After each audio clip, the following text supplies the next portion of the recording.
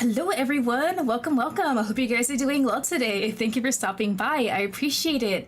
Hello Tori, Nimby, and Funtime. Hope you guys are doing well. First stream back after my Christmas/New Year break. Happy to be here. Of course, we're gonna start off with some Yandere. I need the wonderful Yandere content. I'm doing well, that's good. Hope you guys had a wonderful Christmas and New Year's. Mine was pretty good. My parents asked me what I wanted. I didn't want too much, honestly. I got me a new mic arm, and it's really nice. So I'm still kind of testing out the perfect position for it. Right now, the mic arm has my mic like slightly above my head. So hopefully that is a wonderful position for streams and recording videos. I think that's like the one major thing I got for Christmas that I really wanted. So I definitely needed a new mic arm because the previous one I had was always in the way of me in like the front area. So hopefully that's worked. During break, I did rearrange my room a bit. So my setup is in a separate area now. And I have to figure out how that works out with like the monitors and then my iPhone to capture my VTuber model and all that stuff. So hopefully there's a lot of testing and just moving things around to see if it works out for streams. So sorry for the stream, haven't been in the stream forever. Yes, I'm glad you're here. Hold on, my cat's walking. Okay, buddy. Did you want to leave? Hold on, let me let my cat out of the room real quick.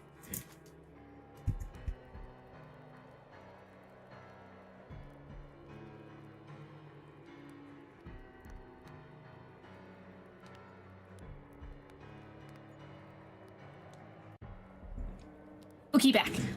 Oh, the best Christmas gift I got. So like about 2 weeks before Christmas, my dad put an envelope on the Christmas tree and it says open on Christmas Day for the family. And all of us, like my mom, my brother, we're kind of wondering, what the hell is in this envelope? Like it has to be something serious, but then we're also kind of scared for some reason, like, because anything could be on the envelope. So come Christmas Day, I open the envelope. There's a piece of paper that just says the word push. I'm like, what the hell? Then my dad comes up behind me, hands me a paper, and the paper says that we're going on a trip to Japan in September of this year. Y'all, the way I screamed so goddamn loud after reading that paper, I cannot believe it. After fantasizing of going for like 10, 15 years, I'm actually going to Japan in September for 2 weeks. I am beyond excited, right? It is so nice. I'm so happy for this one, honestly. I scream like crazy. We already got like our flights and the hotel reserved and stuff like that. So once we're closer to the actual date, I can plan things. It seems like my mom and brother said, hey, you're like the anime Japan expert, so plan everything for us. So I had to ask them like, are there certain things you want to do and stuff like that? So I've been slowly planning all the places. 100%, I am going to the Yaoi dungeon. I need to go to the Yaoi dungeon. That is like a big on my list to go. I'm gonna buy so much merch. I'm gonna be so goddamn broke. You guys do not understand. I'm gonna have to have so much carry on with all that stuff I'm buying too. Oh my god. My mom and brother are gonna see how crazy I go for fictional men, and it is not gonna be pretty. They're gonna see another side of me that they've never seen before. That's so cool, right? I am so excited about it. I was like, looking at my dad, I was like, are you being for real? And he's like, yeah. Because like a few weeks before, he asked me if I knew any places to visit in Japan. I was like, oh yeah, there are some places depending on what you're into. So apparently he was just asking to see what I would do for the trip. But yeah, I have a little countdown on my desk. We have like 242 days until the date. I am starting saving up money for my job. Hoping I need at least like 2K saved up for spending money, like just for me. I gotta bring back souvenirs too, like for family members and coworkers. Like it's still a while away from the trip, but I'm just so freaking excited. And honestly, I've never flown for so long because I checked the flight itinerary and it's like a 17-hour flight next to both my mom and brother. That is gonna be a challenge. I will see how that works. Merch is always worth it. Honestly, it is. There are a lot of stores I do want to visit and I just added onto my little list and I got to plan like all 14 days for us. I do know we want to go to Tokyo Disney also just to see what that is all about and how different it is from Disney in the States. So I'm really excited. I have a lot of things already just lined up and I'm slowly planning out our days and I just cannot wait to go. You guys, I am going to post so many videos and photos when I get there. It's going to be the best thing ever. And I feel like my family is gonna want me to translate for them too, so I had to pick back up my Japanese studies. I'm like good enough to read things, like for dojins and like fanfics, but not good conversational wise. So I gotta definitely work on that. But I have like a long time. I got like 9 months until we actually travel, so I have a lot of time to practice and just get a lot of studying in before then. But I told my mom and brother, at least learn simple phrases to make things easier on me, please. I beg of you. But yeah, I think that is all of the important things so far. Getting back into streaming, lots of fictional men. There was recently like a game jam on itch.io for lots of like dating sims and otome, so I have a big list of those I gotta record and upload. I do want to start making like little essay videos people do, but basically about like the fictional men series I'm into. So I cannot wait to do that. So I have to leave stream soon, but I'm so happy for you. Thank you, no problem. The VOD will always be up. Thank you for stopping by. I really appreciate it. Oh yeah, but today's topic, we are playing Chilling Devotion. This one has been on my list for a month or so now. I wanted to play it during like December to go with the whole Christmas like winter theme, but I didn't have a chance to. Thank you and excuse me would be 2 big ones to learn. Yeah, those are big ones I told my family to learn, like basic stuff that's easy to show that you're polite and stuff like that. And it should be easy. My mom technically knows like 3 languages. She knows English, French, and Creole. So I think her just learning simple phrases is also easy. My brother, he should be way easier because he's also an anime fan. So I think he at least absorbs those simple phrases from like animes he's watched, so it should be fine. I am hoping. The one thing I'm worried about is that sometimes my mom and brother do fight and argue, and I point blank tell them, please do not do this while we're on vacation in another country. I beg of you. You can fight maybe in the hotel room all quietly, but not in public, and I'll be fine. If you guys start fighting, I am walking away from you without any hesitation. So pray for me on that front. I hope they will get along during this trip. We will just see all about it. Oh yeah, but Chilling Devotion, this is created by Remina on itch.io, and this game looks like you're going to like a little winter getaway. Hopefully it will be a lot of fun, but then you get snowed in with this guy, and now you're stuck with a hot guy who may potentially want to lock you up in his basement and love you forever, and there is nothing wrong with that, honestly. Do an essay about Yandere men? Bro, that one would take so much research to do. Because I know Yandere's has such a big, rich history, and there's a bit of what's the word? Arguments of whether certain characters are deemed as Yandere or not, and there's the term Yangire also. So it's kind of a bit messy. I do want to do something like that in the future. I might do ones where I read like manhwas or otomes and I talk about like 3 fictional men that are yanderes that I like and why I enjoy them. There was a series I wanted to do, but I might turn that into a video, and it's like, would I let these fictional men lock me up in a cage? It'll probably be something like that, like 3 different yanderes. I'll talk about their yandere tendencies and how they act in whatever series they're in. And then in the end, I was like, yeah, I'll let this guy lock me in the cage, and we'll see. Yeah, we're gonna go ahead. Did a lot of talking, a lot of yapping. Where's my mouse? Here it is. Yeah, so we're gonna go ahead and start playing Chilling Devotion. If you let me start, thank you. So this is only 2 days of the game so far, so this is an ongoing game. Still gets updates. The car's engine purred softly as it glided along the snow-covered road, creating a rhythmic hum that harmonized with the tranquility of the winter landscape. The road outside seemed hushed and still, as if nature itself had been silenced by a blanket of pristine snow. Doesn't look too bad. Through the windshield, the scene unfolded like a postcard come to life. The snow-laden trees stood tall, their branches delicately adorned with glistening crystals. Each limb reached out towards the sky, as if yearning to touch the falling snowflakes. The weight of the snow bent some branches, creating graceful arches that framed the road ahead. As the car made its way through the winter wonderland, the snowscape seemed to stretch out infinitely in every direction. The vastness of the scenery was both awe-inspiring and humbling. You continue to look around and wonder from the warmth and comfort of your vehicle. For you, this is a whole new experience coming from a busy city life. The Little Cub Cabin Retreat. That sounds cute.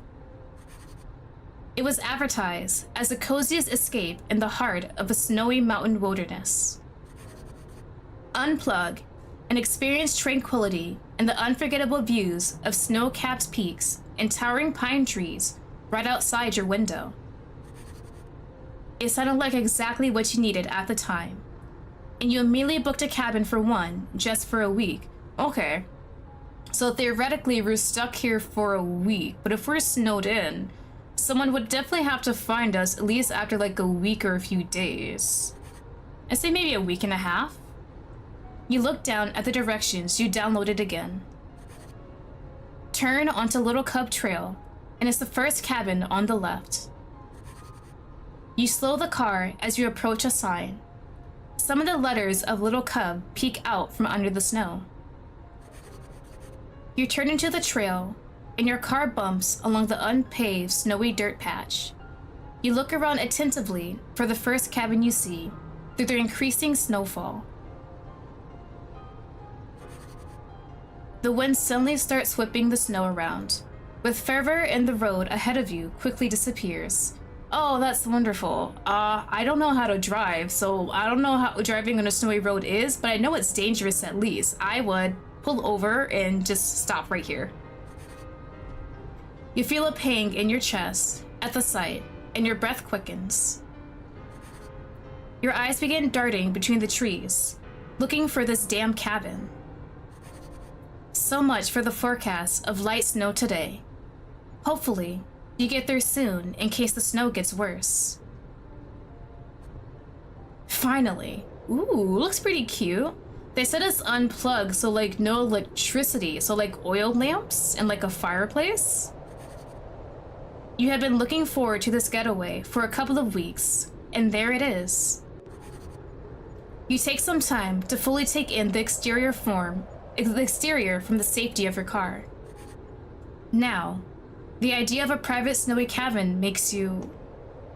Ooh, okay. We save always. Being snuck in a snowy cabin. Honestly, I'd be nervous. Like, if it's not snowing like it is now, I'll be perfectly fine, but seeing the snow makes me think, am I gonna freeze to death possibly? So a bit nervous. You're nervous about it now. You've never been somewhere like this before, and you're not sure what will happen up here in the mountains. Judging from the unexpected shift in the weather already, the drive here was already a bit more stressful than anticipated. Being alone on a mountain, far from anyone and anywhere familiar, is making you more nervous by the second. Maybe you calm down once you get to your destination and get a chance to settle in. You squint through the falling snow, trying to make out the numbers on the cabin. The snow is really starting to come down quickly, and you feel an urgency to get indoors. Snow had covered the sign, but this one looked like the picture in the booking, so you put out the snow-covered path. You feel a wave of relief to have finally arrived. The drive up the mountain was like Rainbow Road, and then the snow, while beautiful, made for an even more challenging drive. Your little cabin is surrounded by trees, and there are no neighbors in sight. That kind of makes me a bit worried.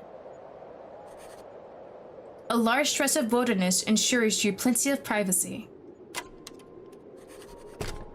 You hurriedly lug your stuff out of your car up to the cabin. It's not much, just a suitcase for the week. Hello, welcome, welcome. Thank you for stopping by. I hope you enjoy your time here. I really appreciate it. Looking at the snow, maybe you should have packed even thicker winter clothes. The icy environment chills the delicate skin on your face. You bound up to the cabin, eager to get out of the cold. It's already unlocked. Is this normal for remote cabins? I don't trust that. I've never spent time at a cabin, but usually I assume they maybe hide a key somewhere, or you pick up a key, then you go up to the cabin and unlock it like that. As you step inside, the warmth of being out of the element immediately greets you, but it could certainly be warmer. Okay, so we do got a nice fireplace, got a pretty good kitchen, there is a phone just in case. Can snow, oh no, yeah, snow can knock down phone lines, but this should be fine. There's 2 doors. I'm assuming we walked in this way, so maybe like a door to the bathroom and then a door to the room. It's pretty nice and small, but since it's just us, it should be fine. You set down your things by the door and quickly set about lighting a fire in the fireplace. Conveniently, there's some wood and a lighter by the hearth. You take in the cabin's interior, and it says cozy as described, if not a bit more messy than expected. But in the cabin, they give you a key at the office to check in. Yeah, okay, that's what I assumed. But ours is somehow already open, which is a bit of a red flag. Did they not clean up the place? There's stuff still laid out on the table. Oh, that is true. Okay. There's like a book, maybe like a towel, a handkerchief. And these look like the berries here. So either someone forgot to clean up before they last left this place, or there is already someone else here, and I do not like that. Looks like the place hasn't been swept in a while too. It has a lived-in feel, and is ready for someone to move in. The warm glow from the hearth dancing across the rustic wooden walls and furniture was cozy and inviting. Some books are resting on the worn wooden table and shelves. You hurry over to inspect the tiny kitchenette, and you're already pleasantly surprised that it's fully stocked. Ooh, a stocked fridge. Okay, that's really nice of them. Wow, it looks like mystery meat and a lot of junk food. Let's not touch that, just in case. I don't like how it says mystery meat. Still, that's pretty generous of the people running this place. You had expected to get food later in town when the snow let up. It's a bit of a drive, but there is a small town with a grocery store around here. You can look more closely around the rest of the cabin later. Right now, you just wanted a warm drink. You look in the kitchen's drawers and find a couple of options to choose from. All of them are of the instant drink variety, but beggars can't be choosers. What do you want to drink? Ooh, I am a hot cocoa kind of girl. Tea? I'm more into like fruit teas, like peach tea, like iced peach tea, but I want something warm, so let's do hot cocoa. You grab a packet from an instant hot cocoa. Then, you find a pot and start to heat some water on the glass stove. It's been a while since you used one of these. You check your phone, and there's no signal. You do spot a landline on the countertop if you need to call anyone. I know it's supposed to be like a no technology type vacation, but I'd still be nervous if there's no phone signal as like a last effort resort. Like if something happens, at least I can call someone or maybe send a message. Been a while since you've seen one of those too. Another reminder of how far from civilization you are. The pot of water simmers on the stove, and you pour some into a cup for your hot cocoa. The smell of hot cocoa fills the room, and the warmth from the cup warms your frozen hands. The window rattles suddenly, and you jump from your thoughts. The snowing from earlier has really picked up into a storm now. The heavy fall of the snow blurring the landscape out of the window. The wind howls and rattles the windows again. The sharp, erratic bursts made you flinch every time. Snow now slams against the cabin in chaotic flurries. You wonder if the windows would hold up against the storm's fury. That's a bit concerning, but it's a perfect contrast to the safety of the cabin. The cabin was a small sanctuary that was holding back the icy wilderness beyond its walls. Luckily, you have food here, and made it before the weather took a turn for the worse. Snowed in or not, you were planning on bunkering down here initially anyway. Is that the door? Just as you started settling in near the hearth with your hot drink, there was knocking at the door. Knocking at the door, stuck in the cabin while it's snowing like crazy. Good thing or bad thing? Maybe in the middle, like I don't know who it is, but we're stuck out here in a cabin together and there's no signal on my phone.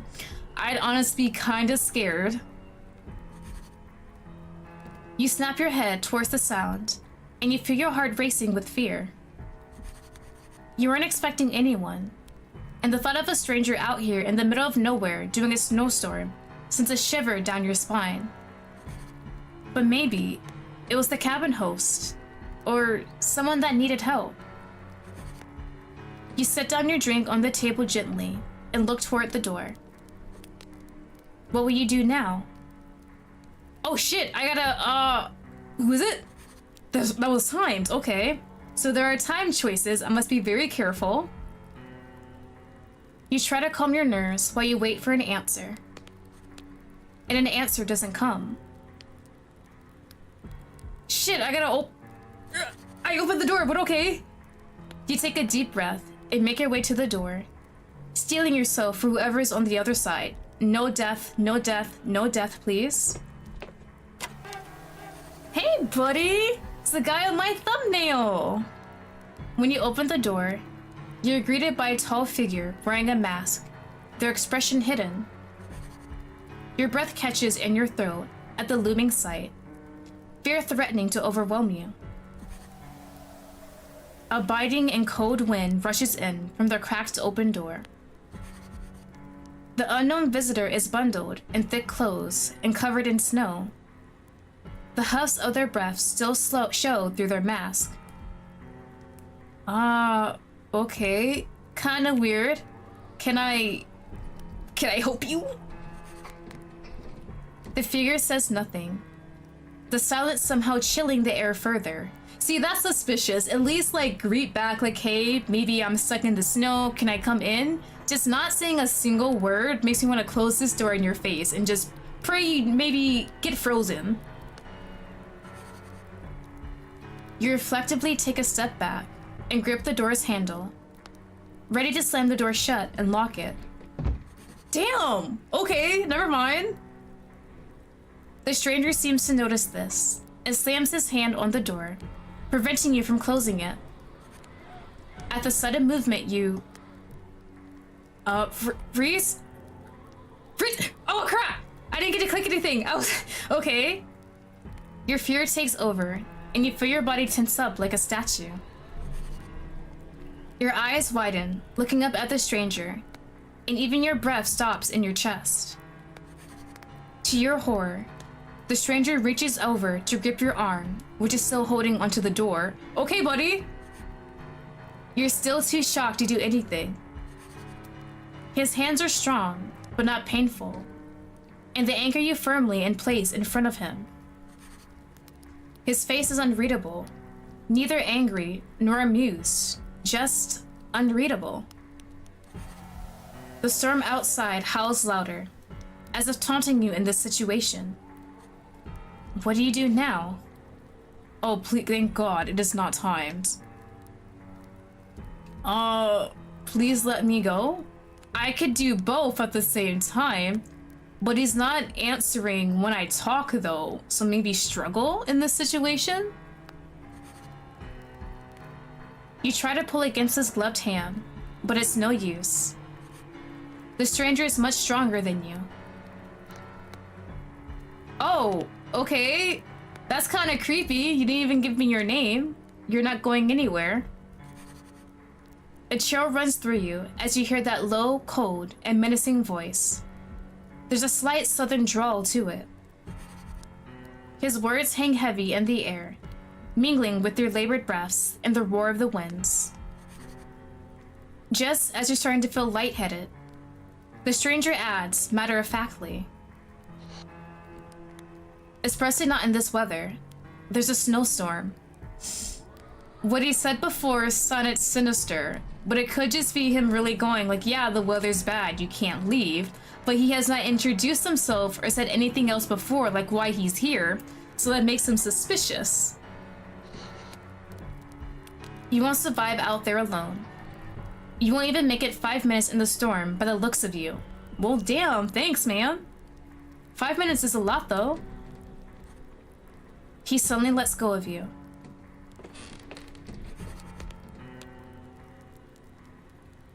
The action is so sudden that you stumble back into the cabin's interior, and the stranger takes a step in.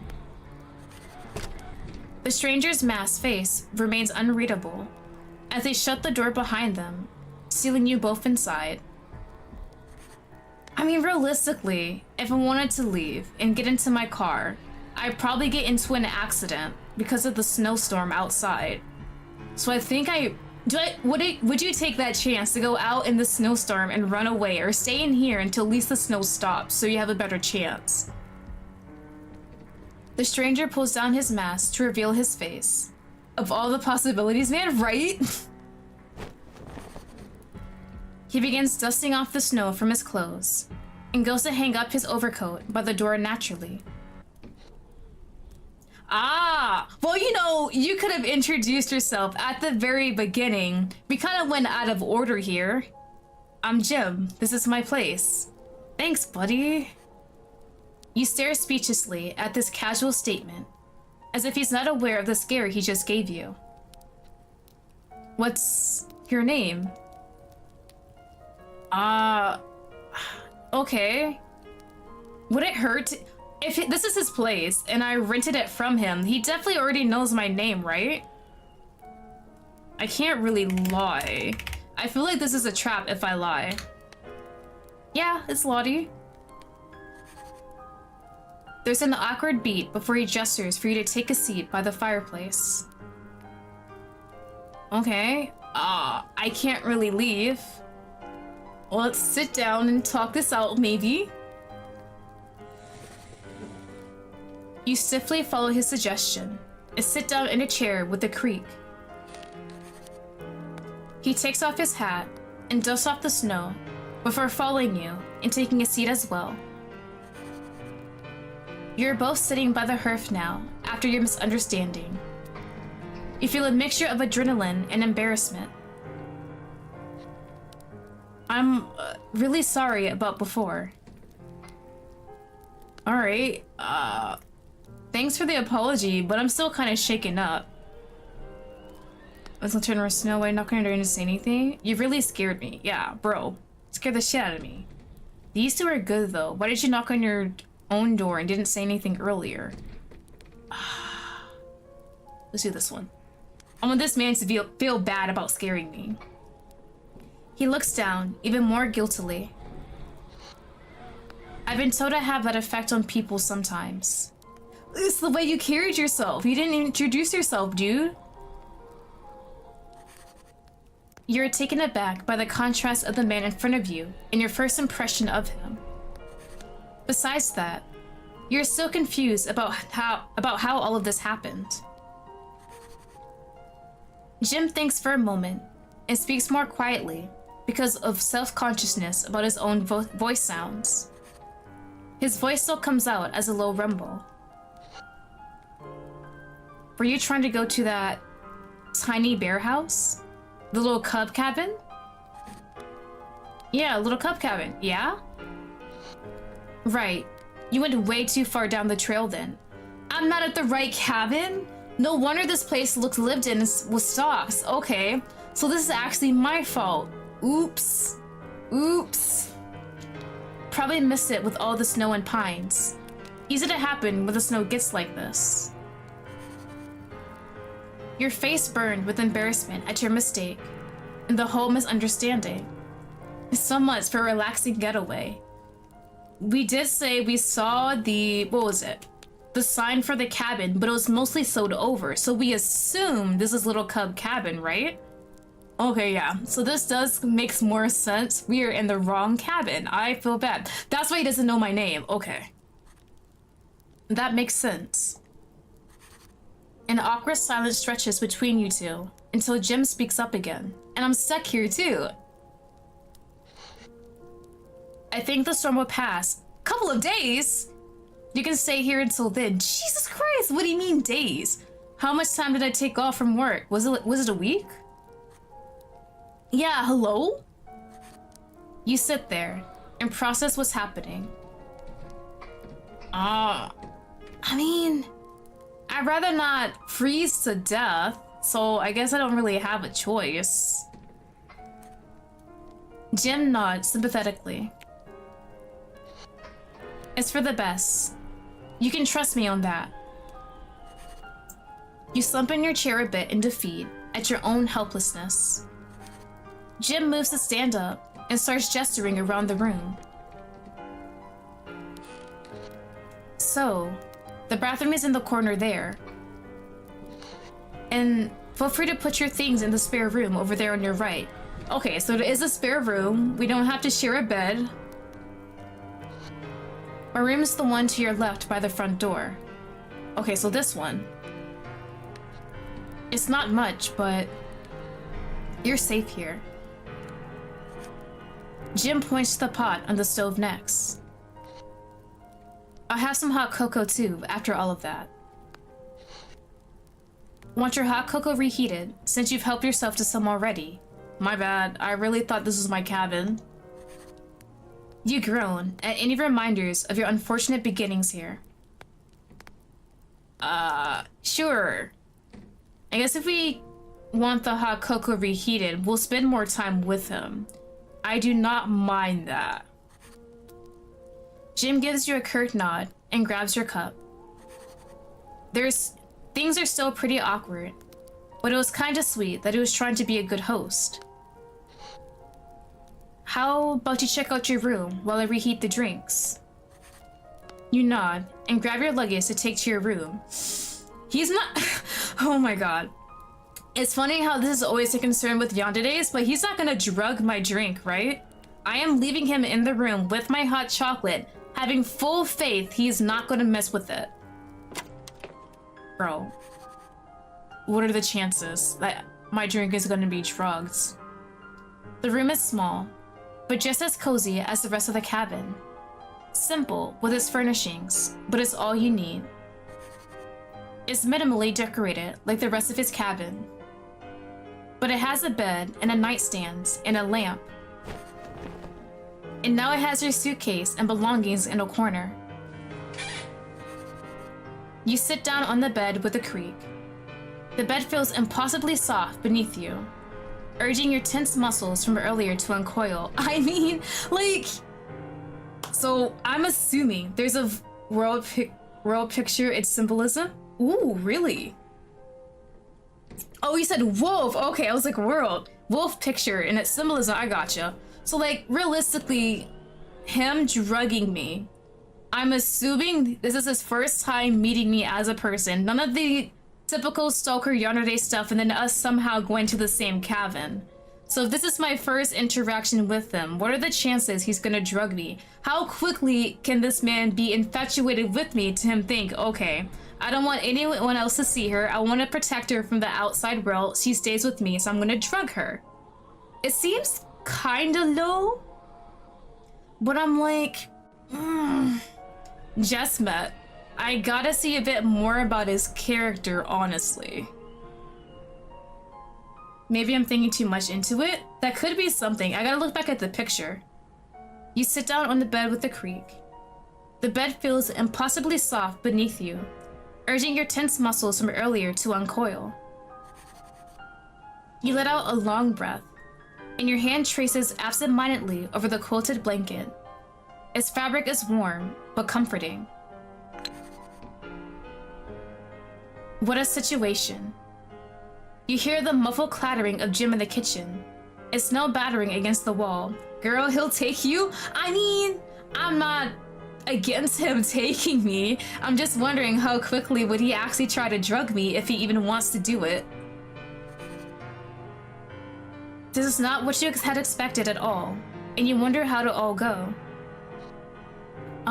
Your hot cocoa is ready. Alright, we'll definitely see after we drink it again, right? Jim's voice from the other room pulls you from your thoughts, and you get up to join him. You sit across from Jim as he hands you a reheated hot cocoa.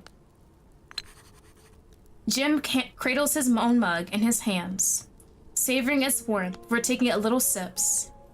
His posture is more relaxed, but still seems a bit shy. You get a better look at him now that things are less intense. His pale hair is damp and disheveled from the snowstorm, and he keeps it pretty long. His eyes flick to you occasionally, before glancing back down at his drink. I would fall asleep and forget about the hot cocoa. Bro, he's calling out to you like, hey, your drink is done and you're just knocked out snoring in bed. Considering the whole situation, I probably would have fell asleep too. Sorry, I'm not used to having company, I guess. What do you do? Okay, we can ask questions. Ask him some questions, continue the silence. Ask him if he'd like to talk or stay silent. I mean, there's nothing wrong with asking little icebreaker questions, like maybe, how long have you had the cabin? Do you come here often? Are you used to the snow? Some simple stuff like that, maybe to get him to relax a little. So, dear God, that's a lot of questions. What were you doing outside just now? Do you live out here all the time? The storm seems pretty rough. What do you do out here? You said you don't see many people around here. You're done asking questions. Him looking scared is making me scared. Bro just has social anxiety. He doesn't know how to handle people. Seems like I can ask every single one. Do you live here all the time? He glances at you and then answers while looking into the fire. Used to be, not all of the time. Just when I need to get away. But now, yeah, this is where I live. Okay, so this wasn't a permanent residence until recently. His voice is steady, but there's something vulnerable in his tone, like he's not used to explaining himself. Get away from what? He seems to hesitate. Maybe from trying to find the right words before settling on what to say. Everything. The noise, the people, it's just too much. Ooh, okay. He doesn't seem bad. I get that sometimes. I understand, me too. I mean, that's why we're out here at the cabin for like a vacation, but then the snowstorm hit. You nod, feeling a strange sense of understanding. I get it. It's why I wanted to come out here too. Just needed a break from it all. I wish I could be away all the time, but I have responsibilities. Jim's lips twitched into a faint smile, and for the first time since talking, his gaze holds yours for a while. And instead, you end up in the wrong cabin. Yeah, that's my bad, and kind of the snowstorm's bad. Bro, you don't have to bring it up. Oh wait, we save. Hold on.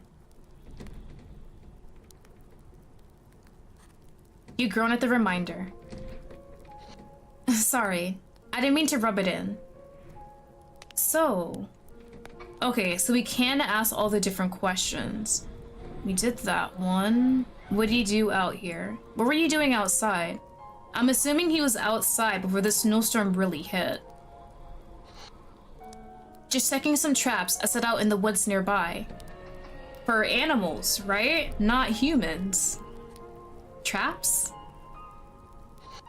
Traps for small game like rabbits and such. Mostly. Nothing in the traps today. Probably all hiding from the storm. Oh, I see. That'll explain the mystery you gave me in the fridge earlier. To catch you if you run? Bro, my ass would get caught in a trap so quickly. Serious stuff. What do you do out here? What do you do out here in a cabin? Look with snow stuff.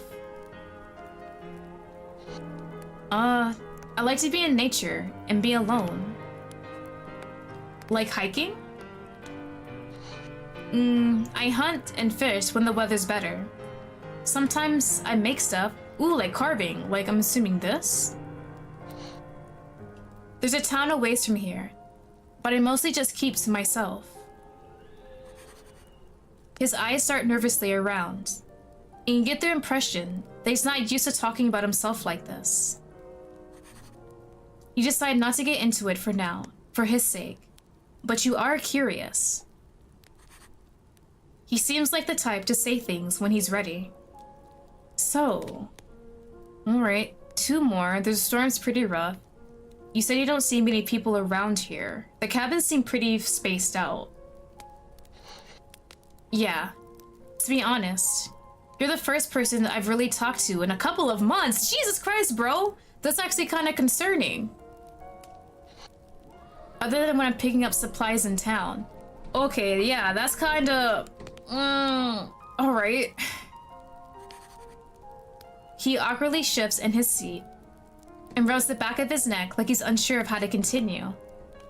If I'm like the first person he's had a meaningful conversation with in months, it would be understandable how in the future he becomes maybe obsessed with me and doesn't want me to leave. That's where I assume this is going.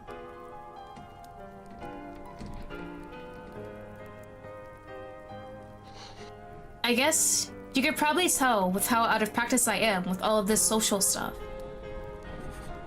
He gives a dry laugh, but it's not exactly a happy one. The isolation, it's easier this way, and I never minded being by myself. It's peaceful. I don't generally like people, but it's been nice talking with you. This admission lingers in the air as you both take it in. You're touched by his openness and vulnerability in this moment. Well, I'm glad I could be the one you talk to. Jim smiles at this and takes another shy sip from his mug. A moment of warmth settles between both of you, and you feel a lot better.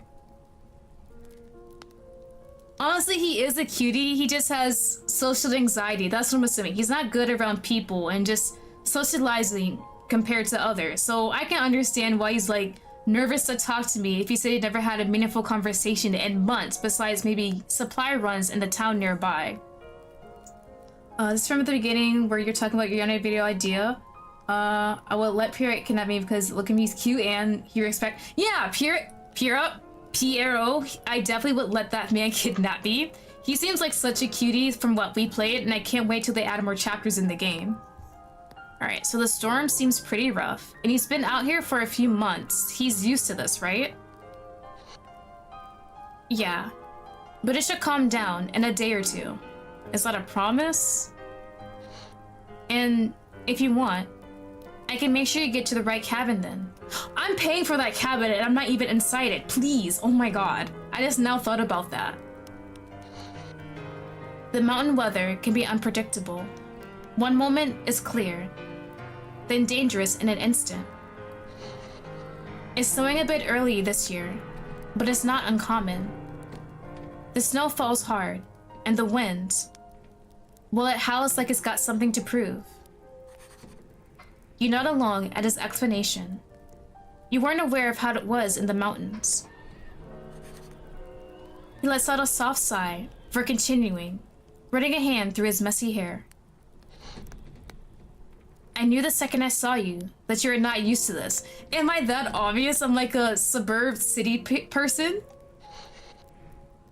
If you don't know what you're doing and you try to go out there, well, you're pretty much asking for trouble then. You notice a shift in his tone when talking about the storm. There's something protective about it. Like he's trying to prepare you, maybe even shield you from the wildness of the mountain. Ooh?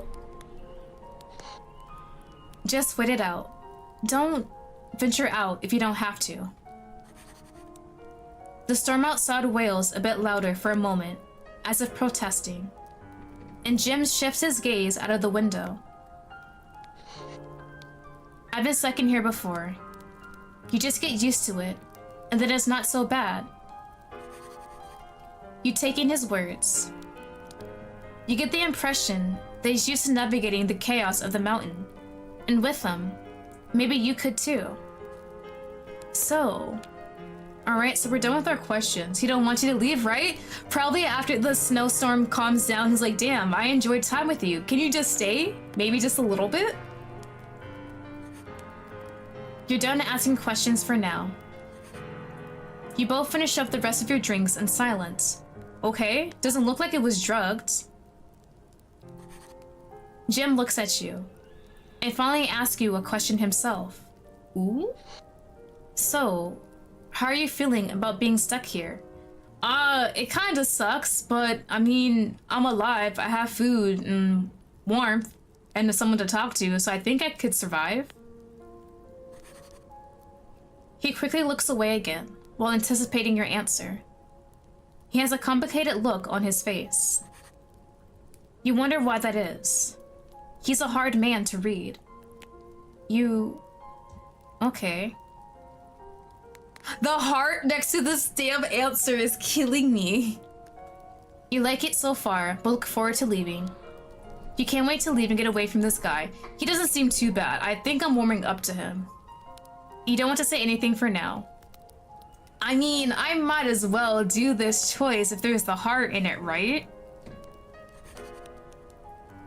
I actually really like it here. I can see myself spending my whole stay here, honestly. It's been nice having you as company. Setting myself up to be kidnapped. I'll be honest too. I've been liking your company too.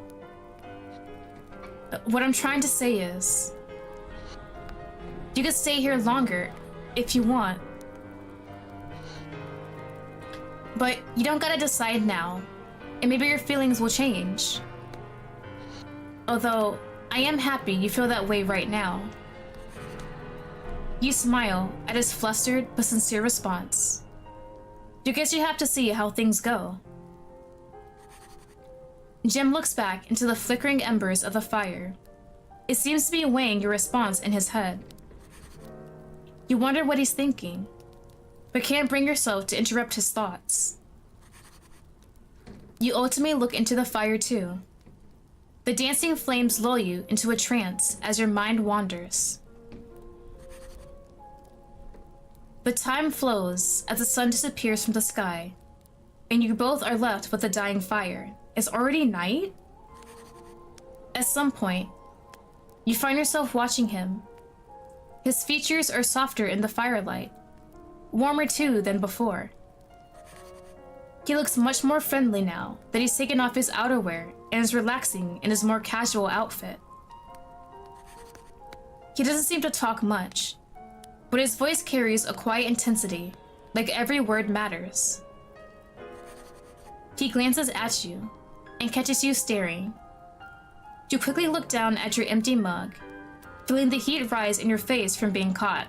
So since time has passed about a few hours, I don't think the cocoa was drugged. I think it would have knocked me out pretty quickly, like within the hour of me drinking it. I should be fine. He doesn't say anything at first, but now you feel him observing you back. What? Ooh, wait, I can compliment this man? Hold on. Nothing? You're handsome. Bro, I'm just gonna outright compliment him. As the words come out of your mouth, Jim's eyes widen for a moment.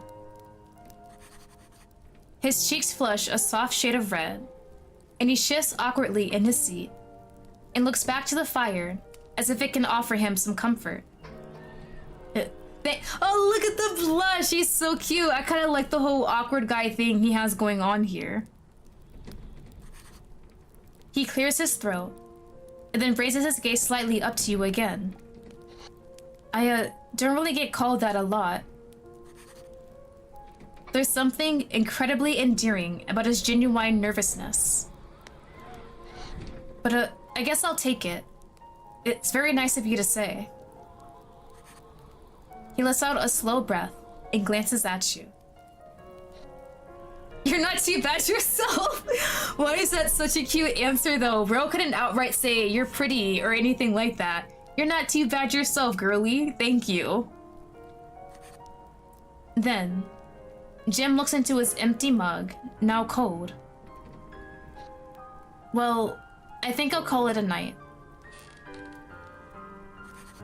Jim gets up and holds out a hand to take my empty mug from you too, trying to be a gracious host to you. Girl, he might jump like you. I mean, I wouldn't mind if you wanted to jump my bones or anything like that. You give him your cup too, and his lips curve into a small smile. He walks to the kitchen and places both your mugs in the tiny sink there with a clink. Then, Jim goes over to the hearth and puts out the rest of the fire before heading to his room. You get up and walk over to your room. You peer out to Jim, closing the door to your room. Jim lingers by his door and glances back at you. Are you gonna say goodnight? Okay, well, goodnight, Lottie. Aww. Can I stay in your room? Oh my god, I think that's gonna give him a heart attack. Goodnight, Jim. And let's just be casual. You say your goodnights and go to your respective rooms. There wasn't no heart thing beside it, so I think we should be fine. Stay in his room, it's too late! Your door creaks as you close it all the way, and you turn towards what will be your room for the next couple of days. I have it saved, so we can definitely go back to that option. That was much nicer than your first meeting started. Jim's not so bad so far. Maybe it wouldn't be so bad getting to know each other more. You change into your sleeping clothes and jump under the covers for warmth. I don't like how part of this window is not closed. I feel like something's gonna jump scare me, and I do not deal with that. You start to relax, and soon, the storm outside starts to sound like white noise. The events of the day are taking their toll on you. Before you arrived, you were feeling nervous. Now, after everything that has happened, you feel... Ooh, okay. Not too nervous. Attraction, grateful, hopeful. Grateful? You're grateful for this cabin and Jim's hospitality so far. Things could have gone a lot worse, all things considered.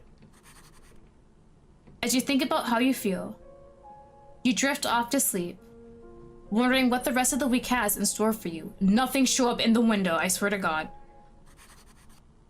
Okay. The darkness takes you, and you dream of being deep in the mountains. The air is vicious, thick with the scent of old blood. Okay. Whose blood? From the abyss, a pair of gold moon-like eyes glow from a towering figure. The shadow moves, too fluid, too silent, just beyond your grasp. The trees scream, the ground heaves, and then a sound, low, guttural, laughing. Its voice is not sound, but vibration, the hum of a wasp nest, the groan of a noose tightening. What do you need? You're such a delicate thing, a rabbit on my altar, and that's what he was hunting for, rabbits. You're the perfect sacrifice. The voice scares you. You don't understand what it is. You try to get away from this haunting visage, but the damp, cold earth under your feet clings to you. Branches claw at your arms, leaving thin red trails in their wake. The less you understand, the rougher things get. The trees loom and shadows laugh. The forest, it screams to you. The one who dreams the wolves, As Pinkish Delight said, wolves seem to be important. And then, the darkness reaches for you. The voice calls to you one more. I will let the whelp have you, just for a little while. Is he talking about Jim? Don't jump scare me. Don't jump scare me. I swear to God. Okay, we're on day 2. Okay. Oh, fun time. You gotta go? That's no problem. Thank you for stopping by. I really appreciate it. What do you mean you're marked now? The storm listens, the trees remember. Are there werewolves in this game? Okay. Okay. Maybe the whole wolf thing actually might have some credibility in this story. Oh, that dream. Is the dream a premonition of what's gonna happen to me, or is it just a crazy dream? You wake up with a gasp. The remnants of the dream clinging to you like frost. Moonlight eyes burned into yours from the shadows of the pines.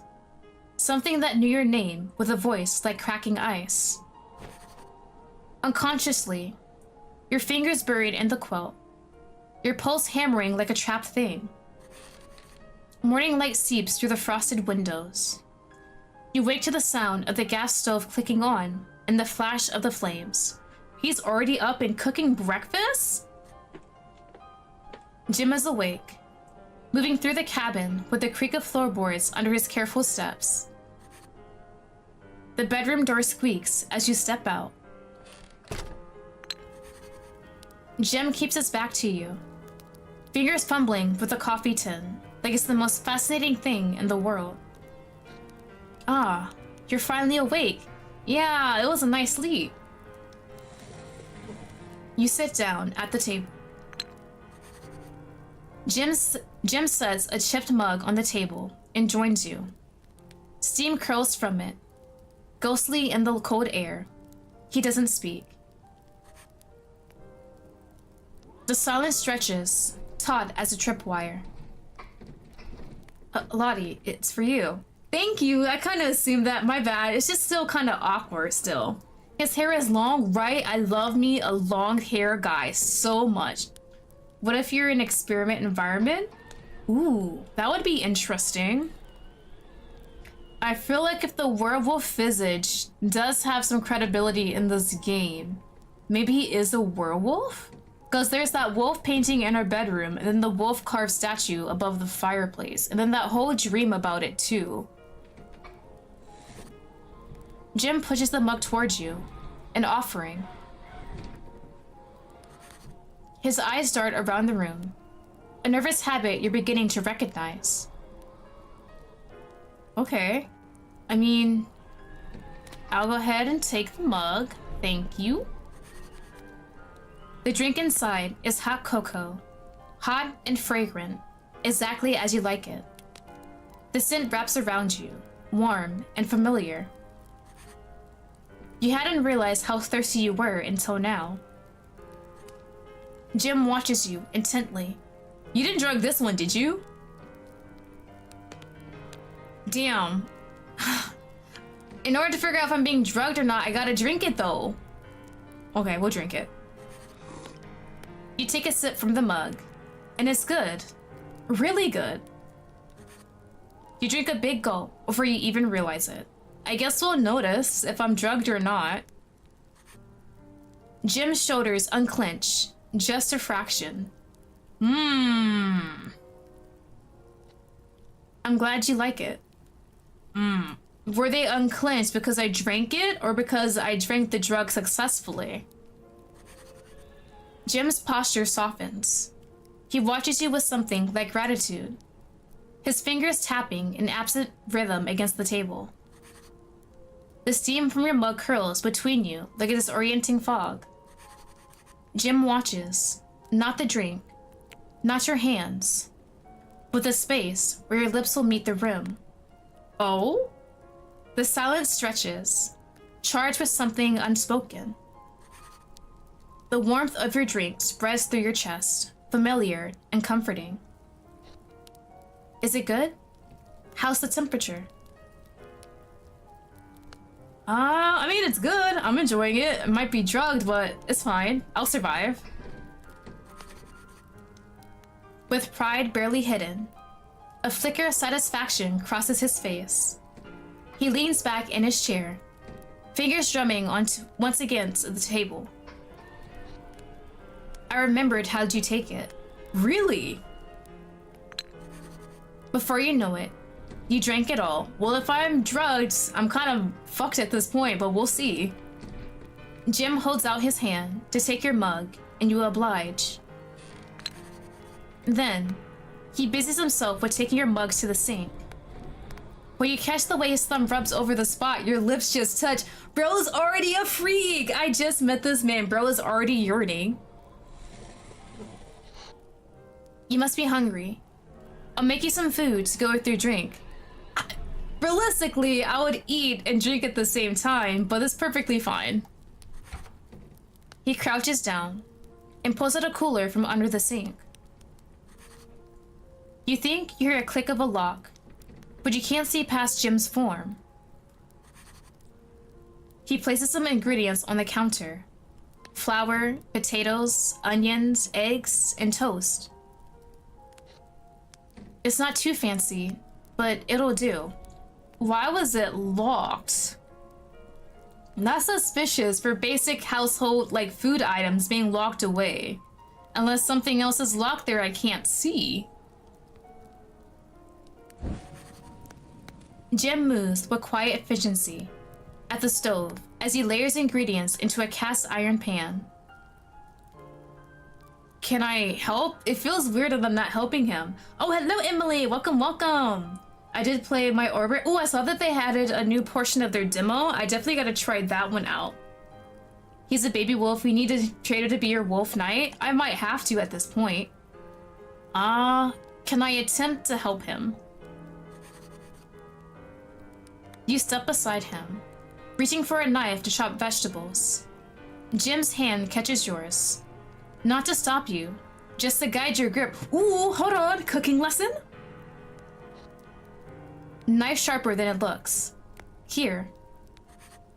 He adjusts your fingers, his palm warm against yours. Smaller cuts. They'll cook even.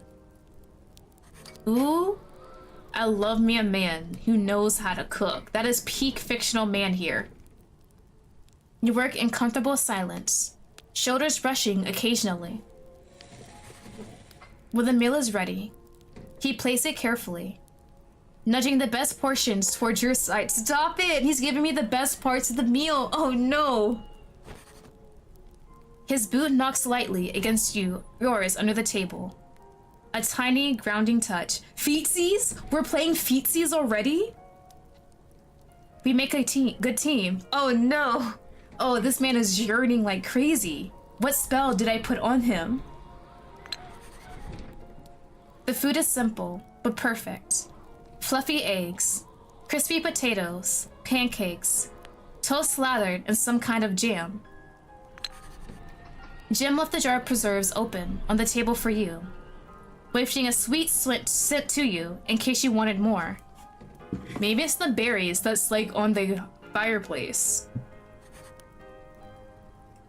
Your stomach grumbles loudly at the sight and smell.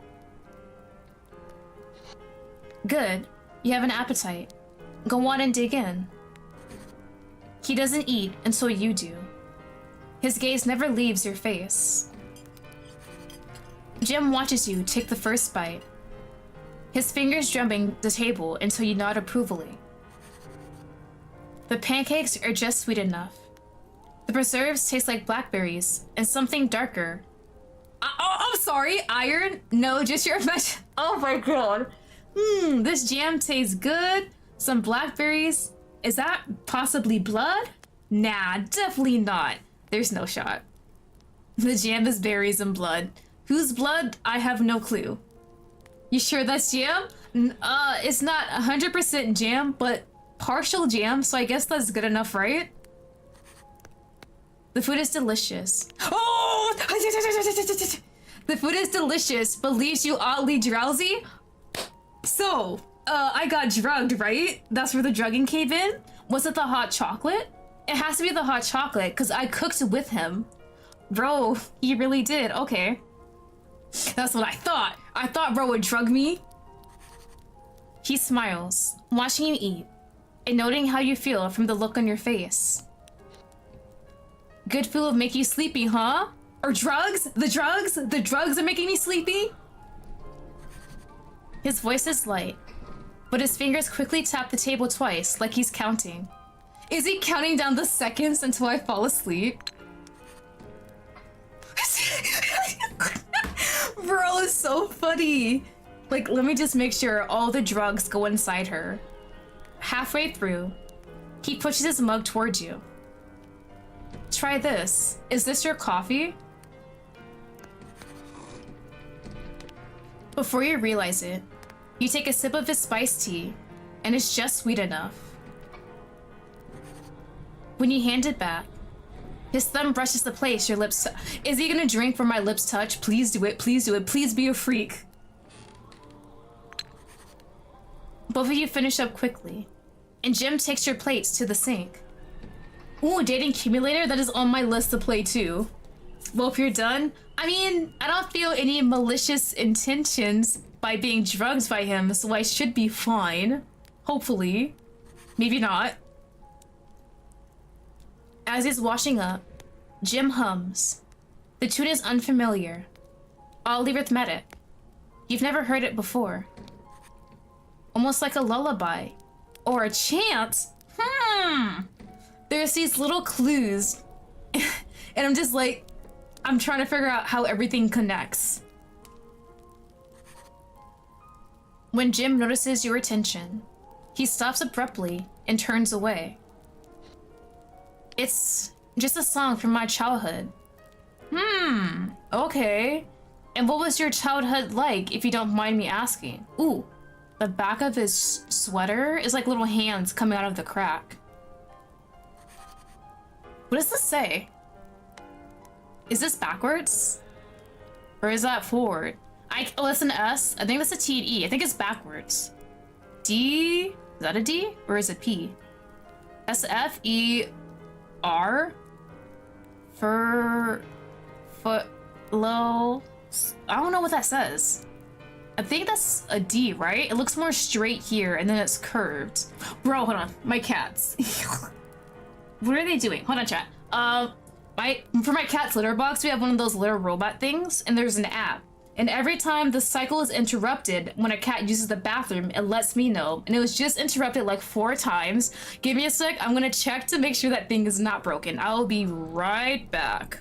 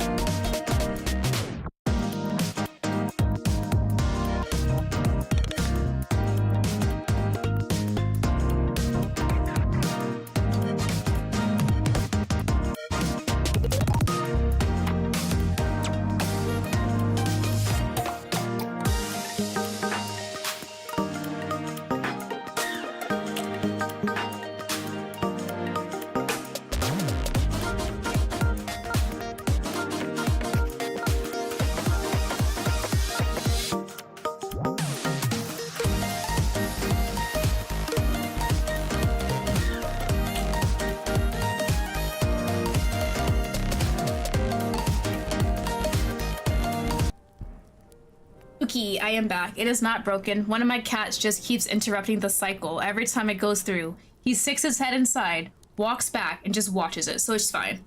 But yeah, bro definitely drugged us. There might be a cult, question mark? Like a werewolf cat? OMG, you have cats? Yes, I have 3 kitties. They're my babies. I love all 3 of them. I have 2. I think they're like 9 years old now. A gray kitty and a black kitty. They are brothers from the same litter. And then my latest one is Jojo. He is a gray and white tabby, and he's like 2 years old. He's my baby. He's a clingy boy. I love all of my kitties. I definitely try and post as much pictures of them, at least on Twitter.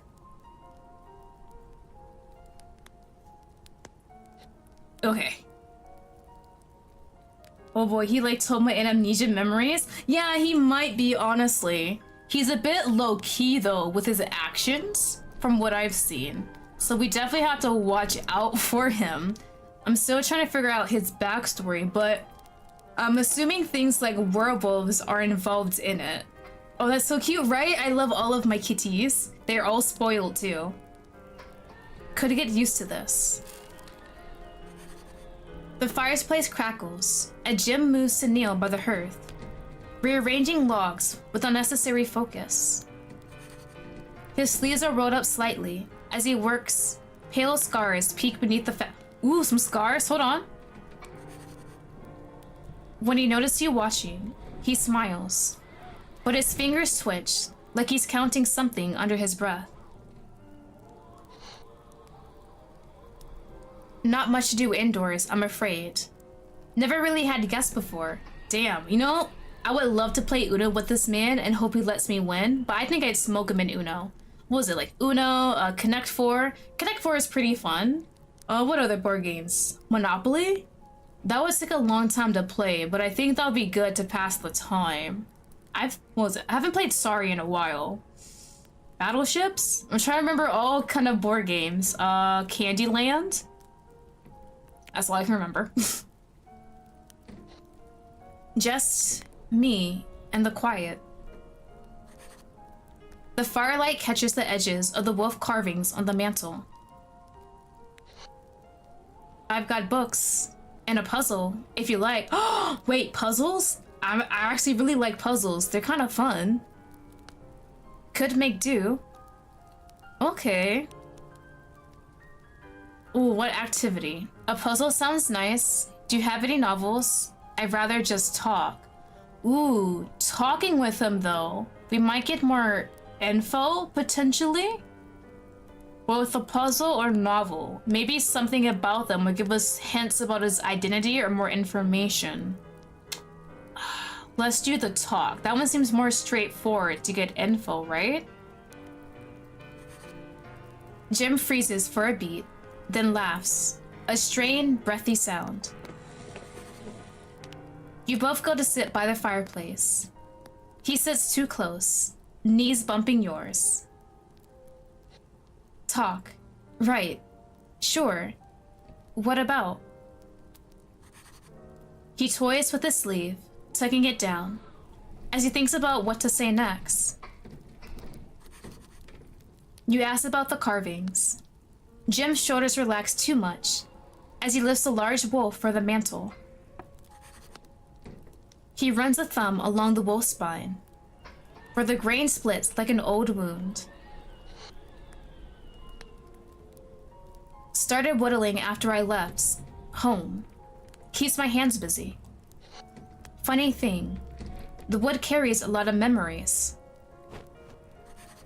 He leans in and hands it to you, pressing the carving into your palm.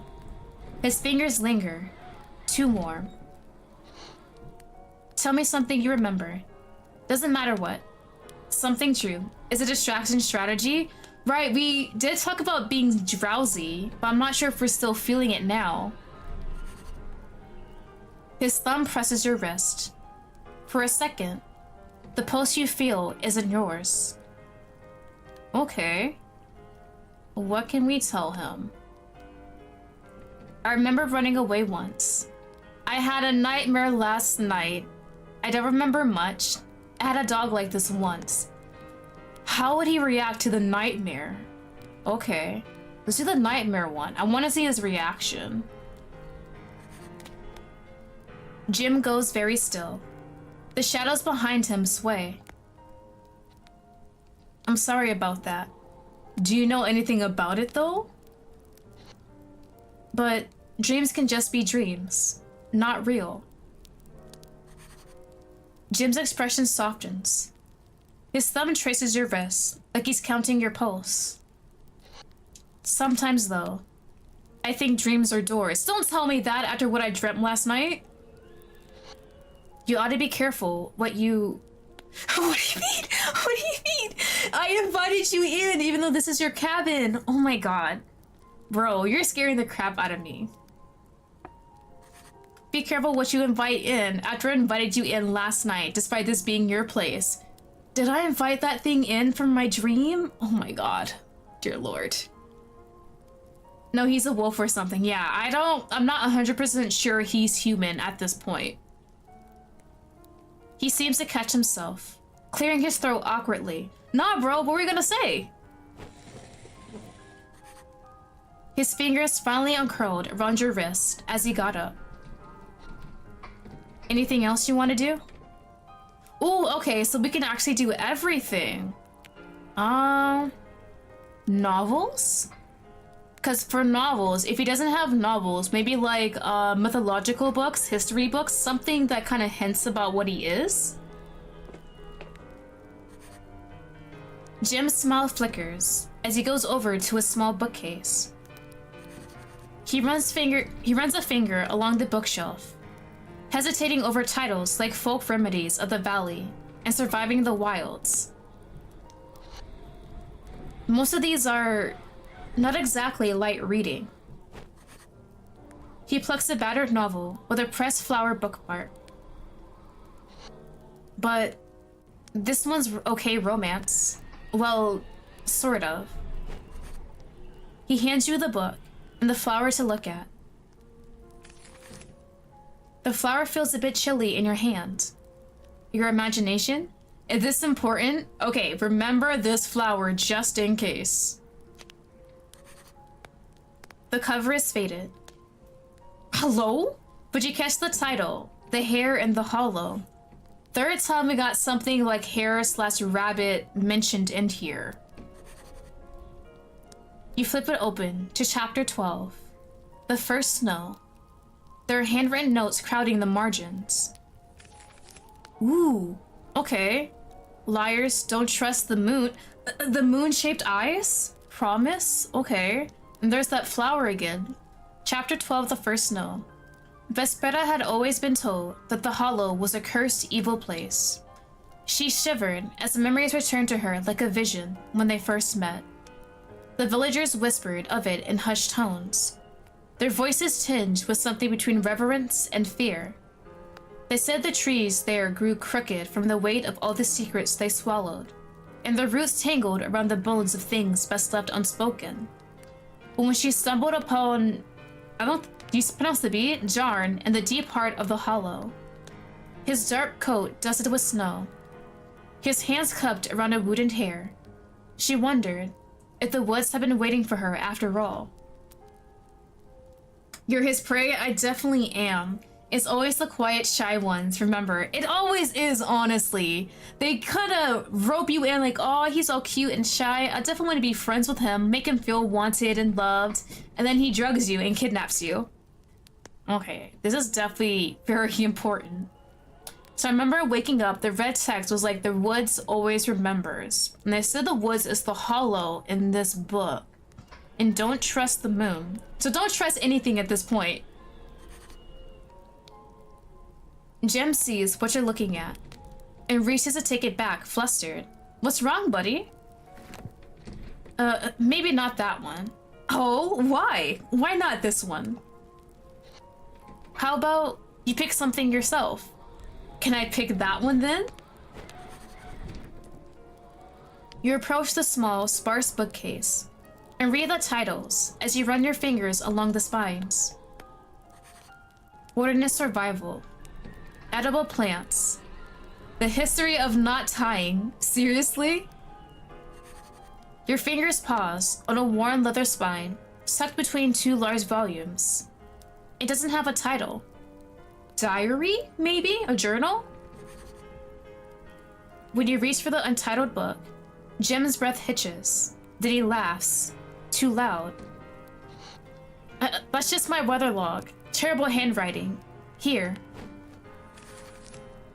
He snatches a battered poetry collection from the shelf, tumbling to a random page. Bro.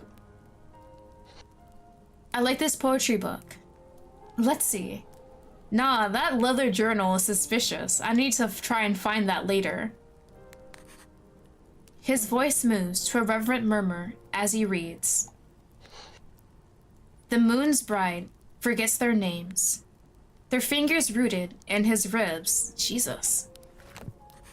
Bro, yeah, I wonder why you stopped reading that one. Oh my god.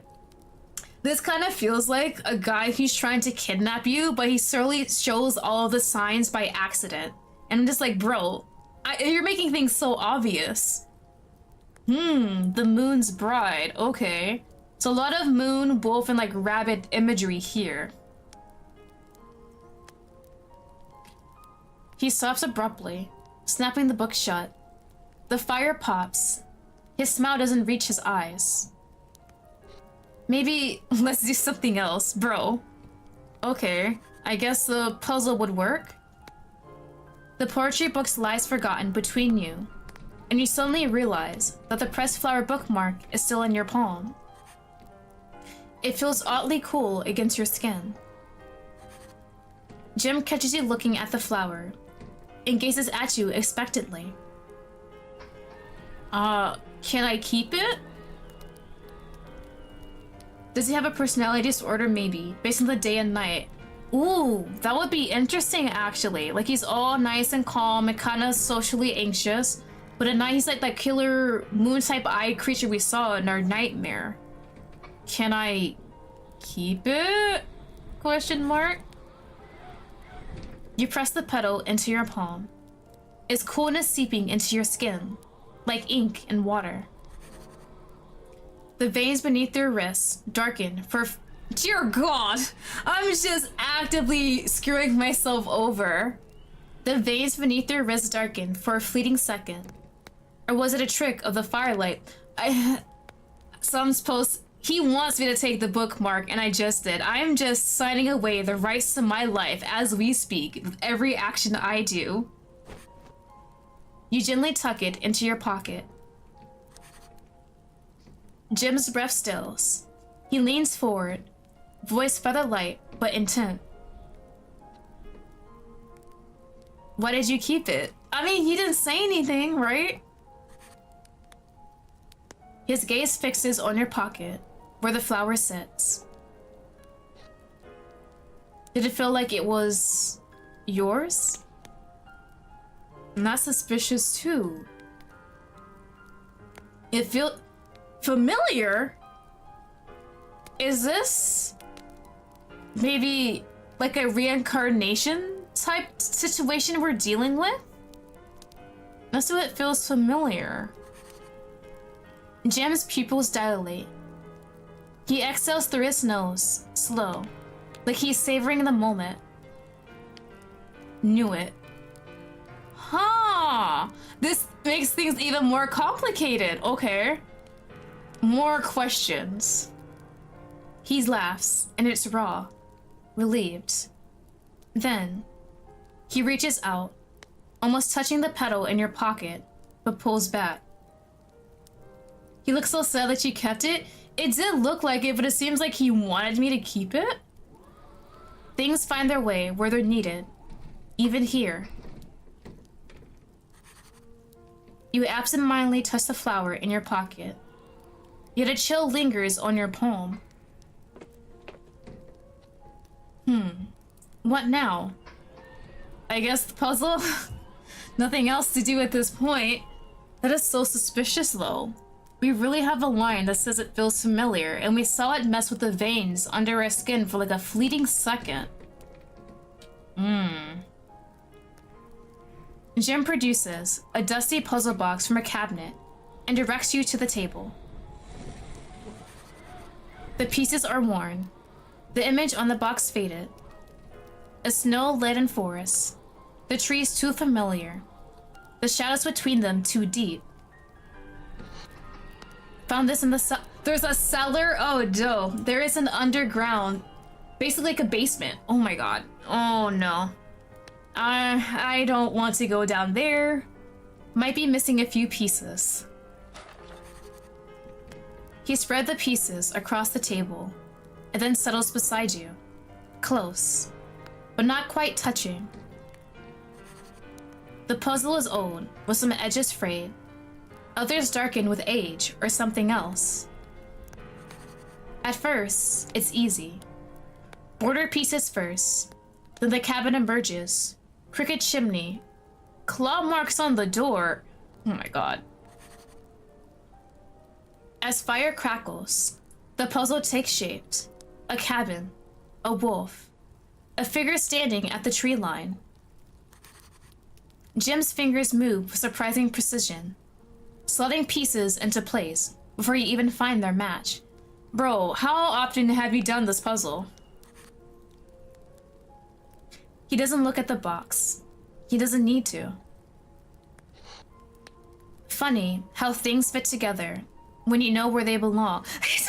Bro, okay. This ain't no ordinary cabin. Why does he have a cellar? Yeah. If the cellar was already here when he moved into this cabin, understandable, but it makes me nervous and wonder what he keeps in the cellar himself. This cabin ain't no ordinary cabin, isn't it? Right? I think... Is there some kind of reincarnation or werewolf thing? If there is a werewolf thing going on, is it like those novels where it's like your fated mate, you guys are meant to be together, the stars have aligned, you'll eventually find each other, stuff like that. If that's how it is, and fate did intervene, then we were meant to come to this cabin, even though this isn't the one we booked for our stay. And he's doing all this talking too, how things belong together. At one point, his knees brushes yours. He doesn't pull away. It's warm, deliberate. He's getting much bolder too, and it's only day 2 of knowing this man. The puzzle grows. A wolf at the tree line, golden eyes gleaming even in the dim light. Then, the figure. A silhouette sitting just beyond the cabin's reach. Their hand is outstretched, holding... What do you mean it's not there? We're missing the piece! No! That piece is important, and I'm so pissed off it is. Right? And then you find a body in the cooler, you couldn't see it? Ooh, possibly. There's definitely something about that cellar. Maybe bodies hidden under there. Maybe some artifacts, with us missing the piece, and him having to say it, and there's only one missing piece. He made it seem like there is like maybe 3 to 4. But this one seems important. What are they holding? You look at the table, but there's nothing left. The figure's hand is empty. A void. That's too bad. Is it? Was this on purpose? The figure in the puzzle is holding something. A flower? A knife? But that piece is gone. You ask if he knows what it is while squinting at the missing figure's hand. I'm not sure. Don't remember. His thumb brushes the space where the piece should be before leaning over to grab your hand. His gaze lowers to find yours, full of unspoken meaning. Guess some things stay lost. Is that on purpose? What could be here? Definitely on purpose that this piece is not here, and it seems like he wants it to stay lost.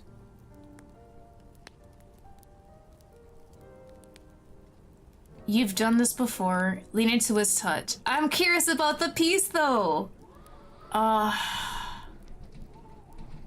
If you've done this before, you know what it is, right?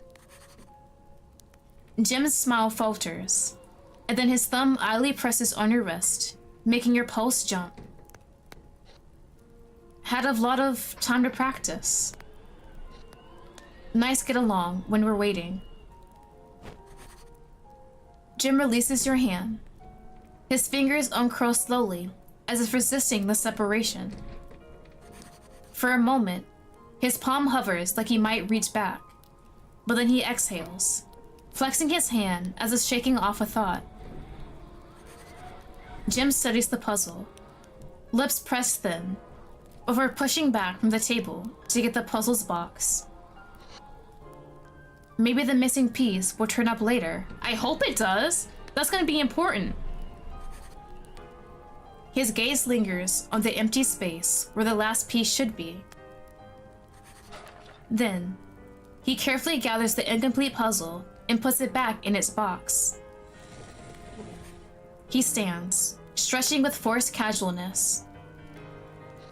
Let's see. Anything else? I mean, I guess that's it. Back to our room? You mention heading to your room, and Jim stills, thinking. Jim smiles, satisfied with how you spent your day. He leans back, remembering all the things you've done together with a slow, cat-like satisfaction. Knew you'd be good at this. Knew it. Guess we've done all I could think of for now. I'll come get you when it's dinner time. Okay, so the date isn't over yet. Get some rest for now. Yeah, because I've been drugged, right?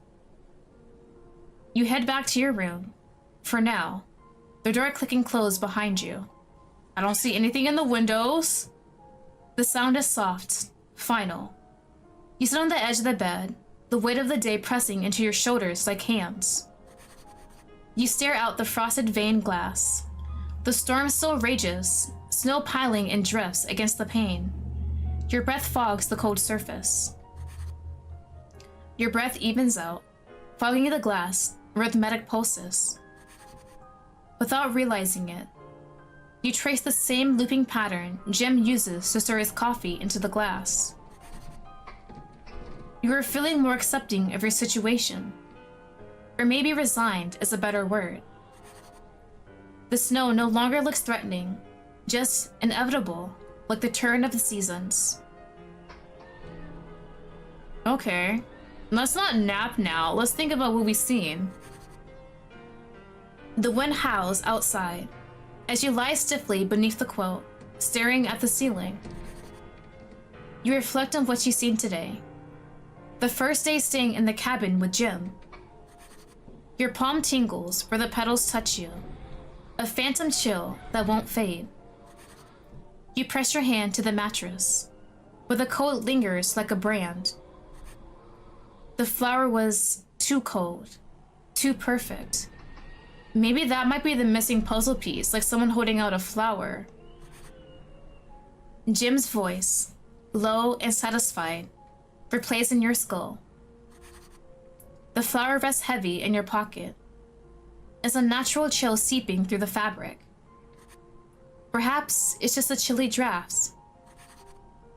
You can still picture the way the puzzle pieces had fit together under Jim's sure hands.